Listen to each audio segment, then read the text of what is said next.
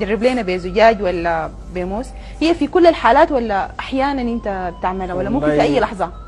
طوال انا قاعد اكلها.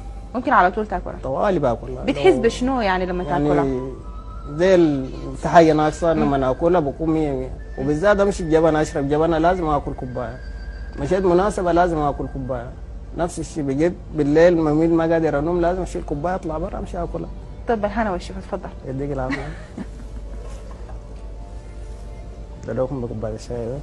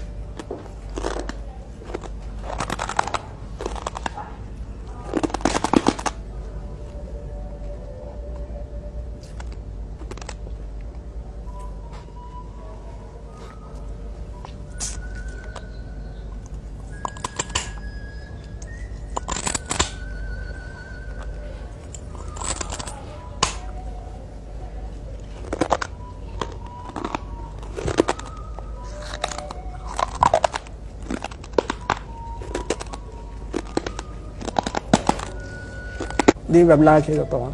دي شنو؟ ببلعها كده. تبلعها كده؟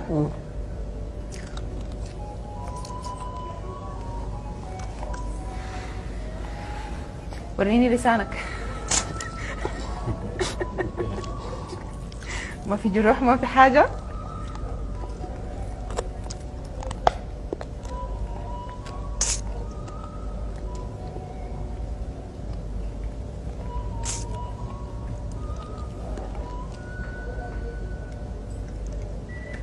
دكتور الحاجات دي بتجرح، تفسيرك لا شنو؟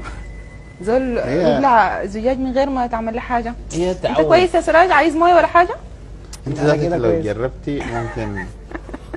جرب مين؟ جرب مين؟ انا منه هو مرعوب. هي التفسير ده شو التفسير العلمي لها؟ هي التفسير العلمي هي تعود. تعود هو عنده مقدره على افعال حاجات يعني فوق العاده. يعني ما كان في حاجه، ما في ردود سلبيه لها؟ والله الموس ما جرحتني لكن جرحني التلج بس. يا اخي التلج جرحني. انا كنت عامل برنامج جابوا لي كميه من حاجات من ضمناتهم جابوا لي التلج. اكلت ده كويس لكن لما اكلت التلج جرحني في اللسه بجوا. دي المره الاولى. المره الثانيه برضه كنت في الانجيليه برضه عامل برنامج. كان اللمه بتاعت الناس كثيره. باكل تقريبا كان في 6 كوبايه. في كوبايه باكل فيها، في واحد قام قال لي اصله بتاكل في قشاره يد. لما عملت كده جرحتني النص هنا. يا ده عين قويه زي ما بيقولوا. دي الحاجه الثانيه.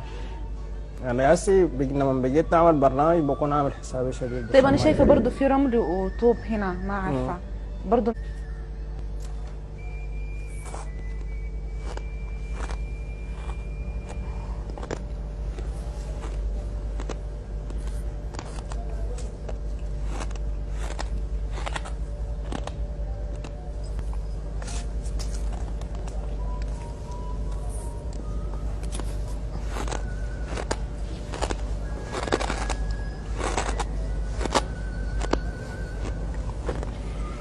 احنا نخلي سراج وهو بيتناول في الجيلي لغايه ما يصل لسلطه الفواكه.